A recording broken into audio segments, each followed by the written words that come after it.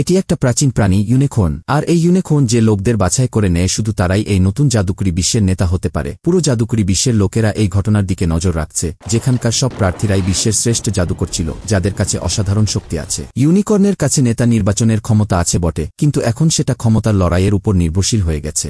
এই জ্যাক নামে খারাপ জাদুকরটি একটি চক্রান্ত রটে। সে ইউনিকর্নটিকে বশ করার জন্য তাকে প্রথমে পানিতে চুবায়, এবং সে সেন্সলেস হয়ে গেলে এক জাদুকরী মন্ত্রের মাধ্যমে ইউনিকর্নকে আবার তার আগের অবস্থায় ফিরিয়ে আনে এবং তার স্মৃতির সঙ্গে ছেড়ছাড় করে। ফলে ইউনিকর্নটি জ্যাককে তার অভিভাবক মনে করতে শুরু করে। জ্যাক তার নির্বাচনী সুবিধার জন্য ইউনিকর্নকে তার মতো করে ব্যবহার করতে চেয়েছিল। শেষমেশ সেই দিন এসে যায় এবং জ্যাকের পক্ষেই সবচেয়ে বেশি সমর্থক ছিল। ইউনিকর্ন প্রতিবারের মতোই প্রতিটি প্রার্থীর পাশ দিয়ে চলে যায়, কিন্তু শেষে ইউনিকর্নটি জ্যাকের সামনে গিয়ে নত হয়ে যায় এবং জ্যাক পুরোপুরি নিশ্চিত ছিল যে সে এখন নেতা হতে চলেছে। ঠিক তখনই হঠাৎ করেই একটি অবাক করা ঘটনা ঘটে। ইউনিকর্নটির একটি যমজ ভাই ছিল। এই জেরি নামে লোকটি তাদের জন্মের সাক্ষী ছিল এবং সে তার সাথেই থাকত। জ্যাকের পাতানো ফাঁদকে থামানোর জন্য ইউনিকর্নের যমজ ভাইকে সে তার সাথে করে নিয়ে আসে। দুটো ইউনিকর্নকে একসাথে দেখে তখন সবাই হতবাক হয়ে যায়। এদিকে জ্যাকের কালো জাদুর প্রভাব ধীরে ধীরে কমতে শুরু করে এবং আস্তে আস্তে ইউনিকর্নটি নিস্তেজ হয়ে পড়ে। এখন সিদ্ধান্ত নেওয়ার সুযোগ শুধুমাত্র ইউনিকর্নের ভাইয়ের কাছে ছিল এবং সে সব প্রার্থীর পাশ দিয়ে ঘুরতে থাকে, কিন্তু হঠাৎ সে ঘুরিয়ে সাধারণ লোকজনের দিকে চলে যায় এবং অবশেষে দয়ালু ডেভিডের সামনে গিয়ে থামে।